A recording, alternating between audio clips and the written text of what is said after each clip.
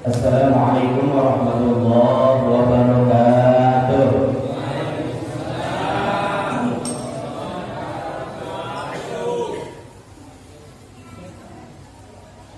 Bismillah, alhamdulillah, wassalatu wassalamu ala rasulillah, wa la hawla wa la quwwata illa billah, amma ba'du.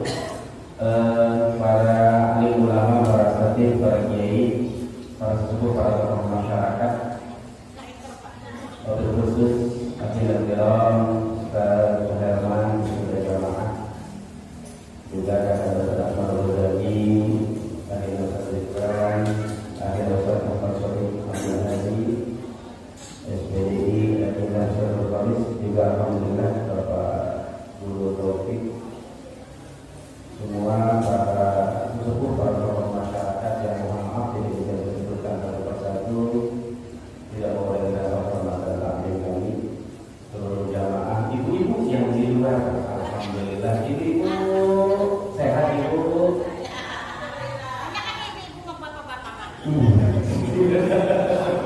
Terus baik kenceng, kenceng aja. Ibu-ibu sehat, kantongnya sehat, kantongnya bu. Alhamdulillah. Wis kantong mau orang sehat luar bapak kalau lagi sepenting hari ini teh. Apa ya? Ya ibu-ibu pengen dijurangi guys, pengen dijurangan dengan ibu-ibu. Iya, karena wali-wali buat itu. Ada bapak-bapak kamu busuk, bu, busuk. Bapak-bapak menang dengan duduk, alhamdulillah. Baik, puji serta syukur kehadiran Ilahi salawat dan salam semoga tercurah kepada junjungan agung baginda Nabi kita Nabi Muhammad sallallahu alaihi wasallam. Bapak-bapak dan ibu-ibu jamaah Masjid Jami Nurul Iman yang dimuliakan Allah Subhanahu wa taala, yang segenap keluarga besar pimpinan atau DKM Masjid Jami Nurul Iman yang mudah-mudahan selalu berada dalam lindungan Allah Subhanahu wa taala. Amin ya Allah ya rabbal alamin. Kajian kita, pelajaran kita sampai kepada halaman 11, maqalah yang ke-17, kitab Nashihul Ibad. Saya ulang, kitab Nashihul Ibad karangan daripada Syekh Nawawi bin Umar Al-Jami Al-Bantani, asli Pak Bu wong Banten. Asli wong Banten, ya. Wong Banten. Sing wis pernah jarah ning Tanara. Itu tempat kelahiran. Tempat kelahirannya adalah Tanara. Singronjo lewat Semit Manjing wis Kabupaten Serang Manjing. Cuma perbatasan antara Tangerang dan Serang. Cuma usia 15 tahun wis dimuka. Nashihul Ibad halaman 11. A'udzu billahi minasyaitonir rajim. Bismillahirrahmanirrahim. Qala al-mu'allif rahimahullahu ta'ala wa zamanna bihi wa bi'ulumihi fid darain ya rabbal alamin. Subhanaka la ilma lana illa ma 'allamtana innaka antal alimul hakim wa qala bil rabbi wa bil haqqi wa anta khairul fatihin. Qala rabbi shrah li sadri wa yassir li amri wa hlul 'uqdatam min lisani yafqahu qawli. Bismillahirrahmanirrahim. Wal maqalatus sabi'ata asyarah.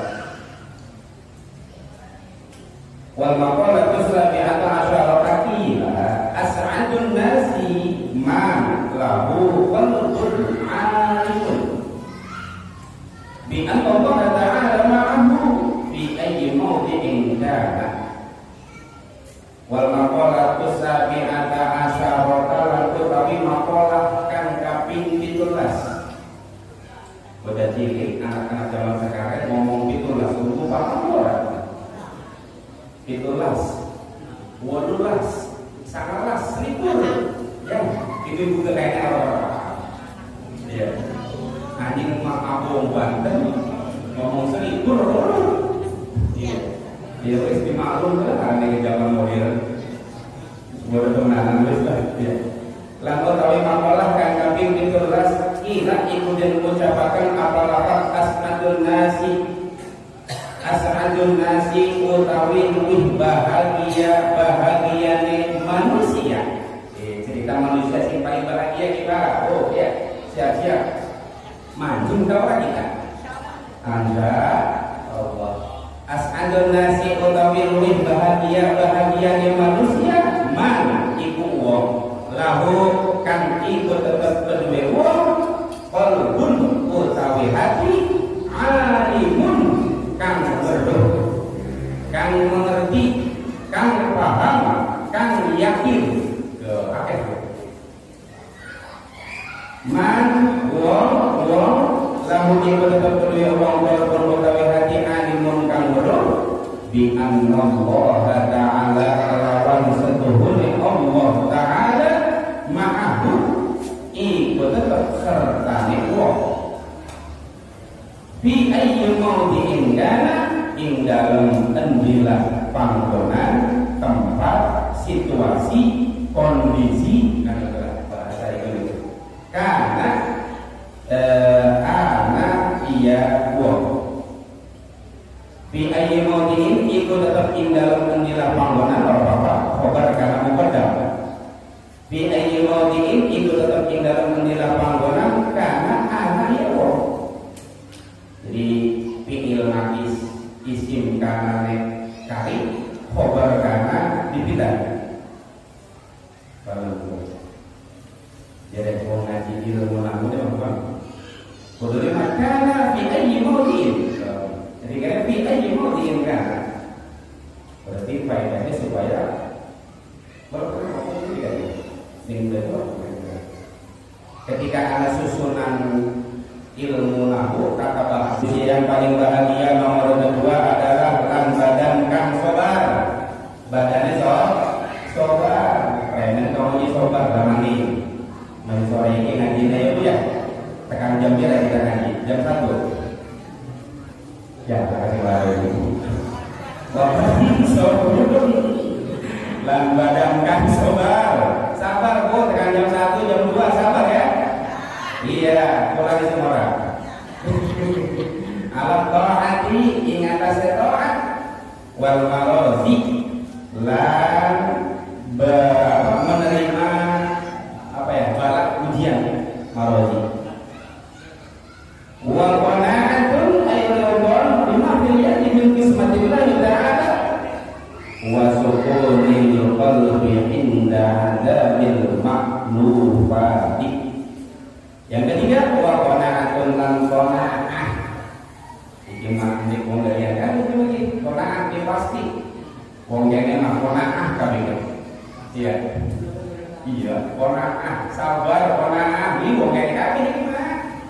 Orang sini semua sabar, orang sini yang punya qanaah juga orang ya siji doang sudah siji jadi orang qanaah orang bisa ngomong qanaah itu ya sabar berganti kalau ngomong doang sabar ya pegawai yang betul melaksanakan sabar itu masya Allah berat luar biasa nanti kita kaji wa qanaatun lan qanaah aidon tegese ridho bima fil yadi kelawan barang kang tetep ing dalem genggaman bagian ya bima fil yadi kelawan barang kang tetep ing dalem genggaman atau bagian min qismatillahi ta'ala kang tetep saking bagian saking Allah ta'ala kang tetep saking bagian Allah ta'ala wa sukunil qalbi lan tenangnya hati tenang anteng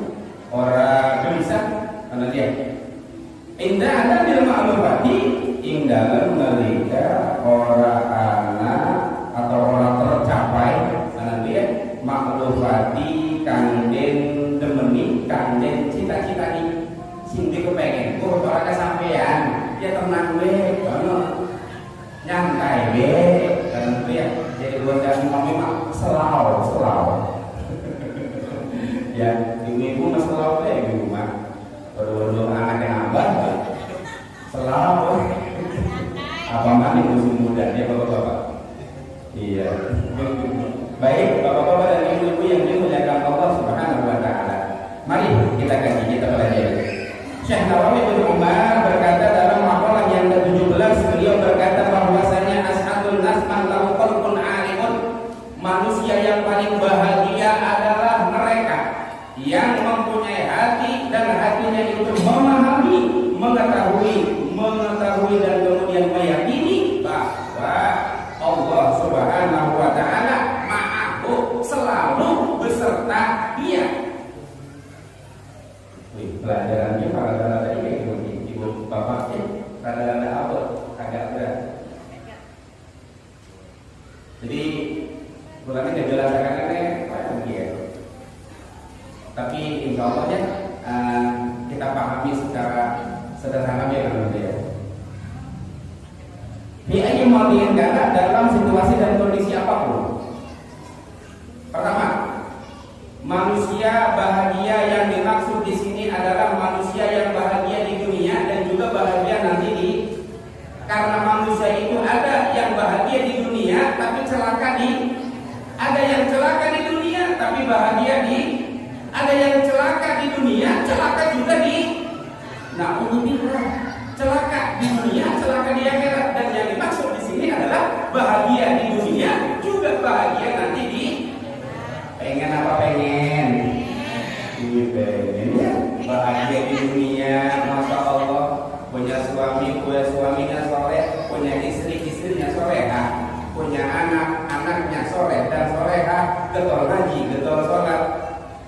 Bener bu, anaknya getol ngaji, getol sholat.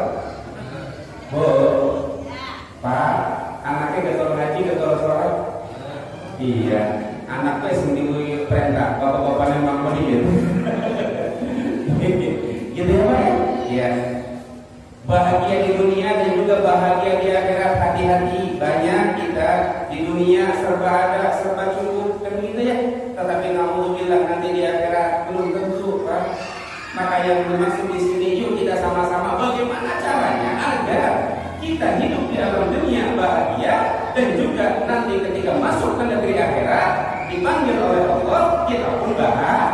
Sesuai dengan doa yang sering kita baca, Bapak Ibu pasti semuanya apa? Rabbana atina fid dunya hasanah wa fil akhirati hasanah. Iya kan? Rabbana duhai Allah atina, berikanlah kepada kami fid dunya, dalam dunia hasanah, kebahagiaan, kebaikan, kebahagiaan, wa fil akhirati, dan berikanlah kepada kami dalam urusan akhirat nanti di tanah juga wa fil akhirati hasanah, kebahagiaan. Itu doa yang sering kita baca, makanya sering disebut doa sapu jagat gitu ya Pak ya. Semua hafal itu. Semua manusia pasti menginginkan bahagia dunia, bahagia di akhirat. Dan ini di sini Syekh Nawawi berkata, manusia yang insya Allah tergolong orang yang paling berbahagia adalah mereka yang mempunyai hati dan hatinya itu paham, tahu, yakin. Tahu, paham, yakin, gitu dah. Tahu, paham, baru yakin. Tahu itu ilmu, ilmu itu butuh paham. Setelah paham baru yakin. Nggak mungkin yakin, paham kagak, tahu apa lagi? Tahu yakin, yakin apa? Kayak mana sih? Allah itu benar, yang kita sembah. Allah itu adalah benar. Dan yang kita mintai pertolongan, tidak ada sesuatu apapun kan gitu ya yang bisa memberikan kita kebaikan ataupun kerusakan atau keburukan terkecuali Allah. Ke situ, nanti ke situ. Nah, biar bisa sampai ke situ itu bagaimana? Nanti baru masuk ke sini, fi mau diingkana. Nggak bisa ujuk-ujuk. Maka sederhana saya ingin sampaikan, memahami Allah itu adalah ma'rifatu sifatihi wa af'alihi. Ma'rifatullah ya ma'rifatu sifatihi wa af'alihi. Memahami Allah itu adalah dengan cara memahami sifat-sifat Allah, kan gitu ya, dan memahami af'al-af'alnya Allah. Gitu Pak. Bu, ya. Ini kerja lagi ya, kerja lagi. Pak, iya. Keren dia. Wis romakan dulu ya. Romakan itu sebetulnya turunan, agak apa lah. Iya. Benar Ibu ya. Benar, bagus. Iya Ibu. Jadi kalau kutip saking kitab Jauhar Tauhid barangkali kitab Jauhar Tauhid kula mengutip ma'rifatullah ya ma'rifatu sifatihi wa sa'iri ahkamil uluhiyyati la ma'rifata dzati. Memahami Allah itu adalah memahami sifatnya Allah dan beberapa hukum-hukum ketuhanan dan juga beberapa hukum ketuhanan la ma'rifata dzati, bukan memahami tentang zatnya Allah. Kan gitu ya. Makanya sering ada tanpa kalau fi khalqillah wala tanpa kalau fi dzatillah, ya kan? Berpikirlah kamu tentang ciptaan Allah, jangan pernah memikirkan Allah. Enggak ada manusia yang kuat. Enggak ada manusia yang kuat ketika dia berusaha atau mencoba memikirkan, berpikir gitu ya. Tentang zat Allah. Enggak ada yang kuat, Pak. Enggak ada yang kuat, hati-hati. Jangan sampai kita memahami salah untuk memahami ini. Kadang jadi bahasa obrolan ini, ya kan? Hakikat, kolekat, marifat, apa tahu? Kita luruskan dia, ya, siap ya? Ma'rifatullah ya ma'rifatu sifatihi wa sa'iri ahkamil uluhiyyati la ma'rifata dzati. Dalam kitab Jauhar Tauhid, ya, karangan Syekh Ibrahim Al-Bajuri, ma'rifatullah utawi memahaminya Allah adalah dengan memahami sifat-sifatnya. Ya kan? Memahami sifat-sifatnya. Hati-hati. Ma'rifat kepada Allah itu adalah dengan ma'rifat kepada sifat-sifatnya. Kita bicara tentang sifat-sifat wajib bagi Allah 20, mustahil bagi Allah 20, jaiz 1, 41. Dalam sifat 20 bagi Allah, sifat nafsiyah, sifat salbiyah, sifat ma'ani, sifat ma'nafiyah, terbagi 4. Aja ngomong-ngomong ma'rifat kamu libur orang dulu. Bingung kan? Ya, lah iya. Nah, meke ngone man lahu qalbun alimun. Hati yang paham, tahu, paham, baru yakin. Gitu. Hati-hati. Karena sering kita memahami bahwa ketika kita memahami tentang Allah seolah-olah kita memahami tentang zatnya Allah. Ini hati-hati. Enggak boleh, Pak. Dan bahkan enggak ada fa innahu la tuhitu bihi fitrah. Ketika seseorang mencoba memahami tentang zatnya Allah itu la tuhitu bihi fitrah. La tuhitu tidak akan sanggup bihi untuk memahami tentang zat Allah. Al-fitrah itu pikiran, pola pikir manusia, akal manusia itu enggak sanggup. La tuhitu bihi fitrah. Dalam kitab Jauhar Tauhid dijelaskan seperti itu. Makanya cukup la ya'rifullah illallah fatarkul idrak al-idrak. Dan caranya adalah wa idza aradta al-ma'rifata fanzur ila nafsika fi ahwali dzatika. Ketika kamu ingin memahami tentang Allah, maka berpikir tentang diri kamu sendiri. Diri apa dewek? Arwana saka. Ya, itu bagaimana? Oke, itu sekilas saja. Ya, sekilas tentang Allah Subhanahu wa taala. Maka dalam pelajaran kita kali ini adalah barang siapa yang mempunyai hati yang paham, yakin bahwasanya Allah selalu bersamanya, maka dia termasuk orang yang paling berbahagia. Artinya apa, Bapak Ibu? Jangan kita pernah berpikir ketika kita dalam keadaan susah, ketika kita dalam kondisi dan situasi yang paling rendah, duit orang duit, anak pada nangis, rumah bocor, apa lagi? Beras entek, wis pokoknya mah di bawah lah kenapa ya? Terus kalau dia apa-apa, udah bilang apa-apa, Ustaz? Ya, terus tinggal mati dan doang, kayak gitu, nggak mau bilang. Biasanya sih pokoknya itu orang oga, tapi oga hidup segan mati tak mau. Ketika sudah berada di dalam titik atau di bawah titik seperti itu, ya maksudnya itu, jangan merasa bahwa Allah itu meninggalkan kita, jangan merasa bahwa Allah itu jauh dengan kita. Padahal justru itu Allah itu sangat Bapak Ibu ya, Allah itu sangat dekat. Makanya di sini ingin disampaikan oleh Syekh Nawawi, barang siapa yang mempunyai hati bahwa di dalam hatinya selalu meyakini bahwa Allah selalu ada bersamanya, maka orang tersebut akan tergolong ke dalam orang yang paling berbahagia, baik di dunia, lebih-lebih nanti di akhirat. Ketika kita dikasih susah, dikasih musibah, selalu ingat kepada Allah, sabar.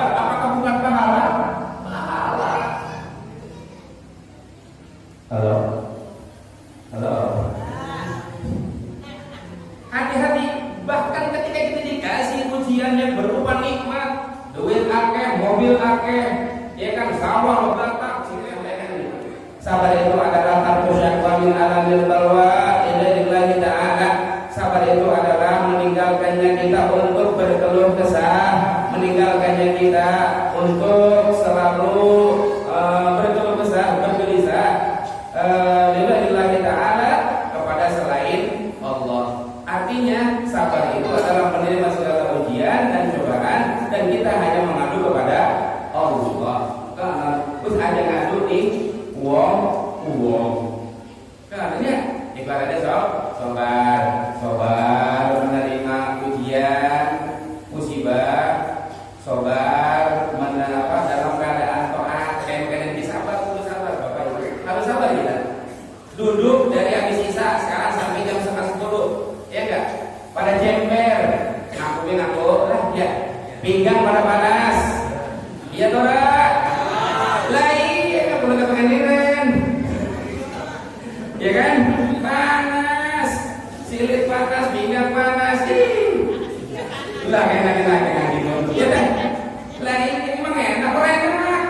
Wah, lah, ngomong kita mah enak, rajin, cuma rasa bohong. Ya udah, ya kan? Itu kan enggak ada, Pak.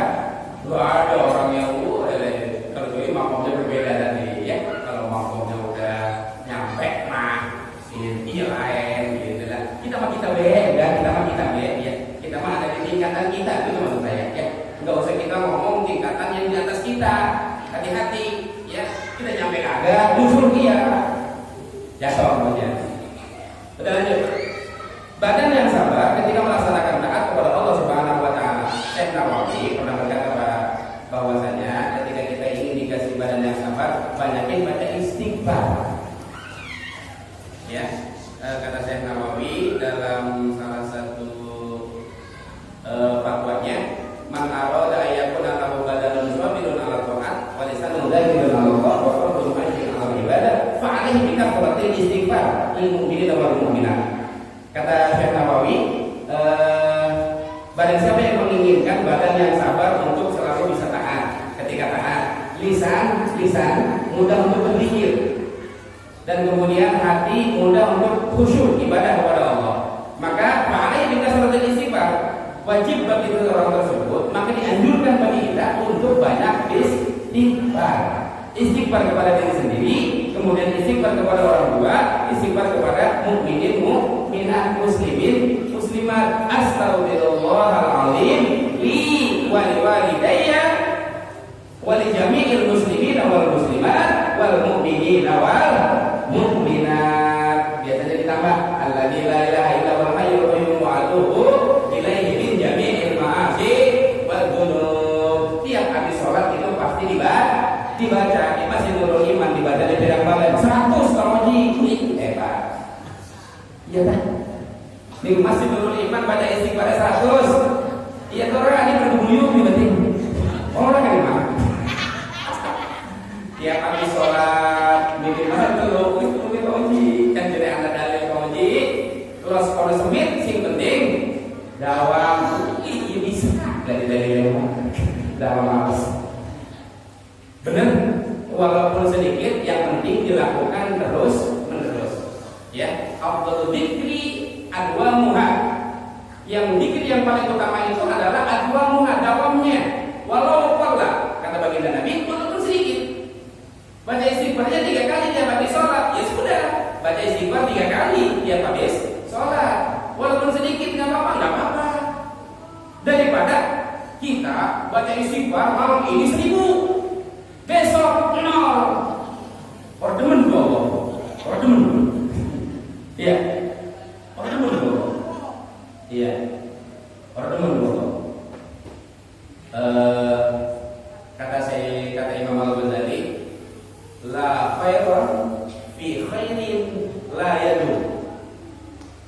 La khairan bukan sebuah kebaikan, bukan sebuah amal kebaikan. Fi khairin ya la yadum, dalam kebaikan amal soleh yang la yadum tidak dilakukan secara darurat terus-menerus.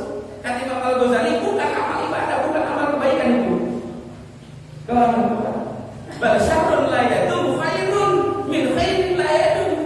Sesungguhnya sesungguhnya keburukan yang tidak dilakukan secara terus menerus itu lebih baik daripada kebaikan yang tidak dilakukan secara terus menerus.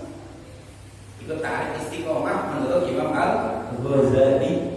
Karena bapak ibu, maka berat kita berat, gitu ya.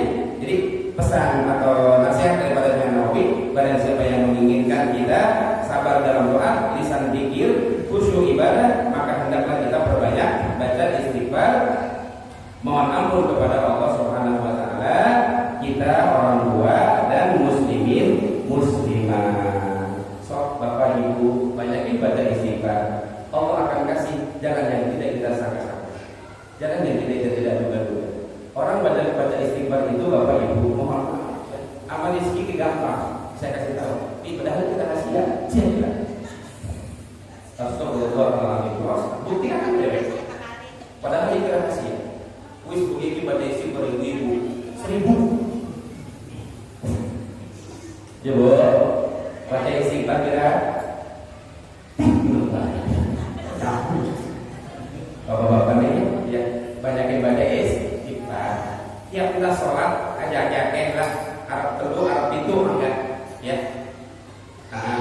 Dawam aja, dawam ya. Astagfirullahaladzim, wali untuk wali daya dan untuk kedua orang tuaku. Tentunya wali jami'il muslimin wal muslimat dan seluruh muslimin muslimat, wal mu'minin wal mu'minat mu'minat. Alladzi la ilaha illa huwal hayyul qayyum wa atubu ilaihi min jami'il ma'asi wal dzunub. Apalagi kalau baik sudah berapa kali sehari semalam baca istighfar? Tidak kurang dari 100. Ya. Baginda Nabi yang sudah dijamin masuk surga dan tidak pernah berbuat dosa, tidak kurang dari 100 sehari semalam baca istighfar. Kita harusnya lebih memuji prediksi dari sawah segala orang apa bari melaku, bari pegawai, astagfirullahaladzim, ibu-ibu bari masak apa barang masaknya laka lawe, ya kan abai orang gaya duit kena belanja pasti mau ibu suka marah. Iya, saya cuma hati-hati ibu, hati-hati. Wabadanan suamiru badan yang sabar untuk doa kepada Allah wa'ala dan kalimah bala, dan kemudian yang terakhir qanaah ridho bima fil yaqi, terhadap apa yang telah menjadi bagian dari Allah Subhanahu wa taala, dan tenangnya hati ketika tidak tercapai keinginan. Karena kita manusia hanya bisa berencana akan dunia. Manusia itu pasti keinginannya banyak, kan gitu ya. Ada yang sesuai dan ada yang tidak sesuai dengan kita. Makanya Allah yang lebih tahu yang mana yang sesuai dengan kita dan mana yang tidak sesuai dengan kita. Allah yang lebih tahu. Itu bapak ibu ya. Oleh karena itu, wasubunul qalbi, tenang saja. Ridho terhadap apa yang sudah menjadi ketentuan Allah Subhanahu wa taala. Ridho itu apa? Ridho adalah sururul qalbi bi murril qada'i. Ridho itu adalah tenang, bahagia. Sururul qalbi, bahagianya hati bi murril qada'i, walaupun pahit. Murku pahit, Pak. Murku pahit, Pak. Bi murril qada'i, walaupun pahit kodok atau kejadian yang kita alami. Bahagianya hati walaupun pahit yang kita alami, namanya ridho. Teman ya, belajar untuk bisa seperti itu. Ini kalau jika belajar, akan itu belajar mau bakal bisa 100% alon semir. Ya sedikit demi sedikit saja, nggak apa-apa. Belajar ikhlas sedikit, sabar sedikit. Dan itu yang video sedikit. Kan kita belajar sholat kan sedikit. Ya, semit baik. Aja pengen sekaligus cuma bisa orang. Itu ya, bukan yang bahaya beda aja. Jangan seperti itu. Makanya kesimpulannya adalah Syekh Nawawi berkata, sebelumnya kata Syekh Nawawi, manusia yang paling berbahagia adalah mereka yang mempunyai hati yang yakin kepada Allah bahwa Allah selalu berada bersamanya, dan yang kedua mempunyai badan yang sabar untuk selalu taat kepada Allah dan sabar dalam menerima ujian dan cobaan, dan yang ketiga kata Syekh Nawawi, manusia yang paling berbahagia adalah qanaah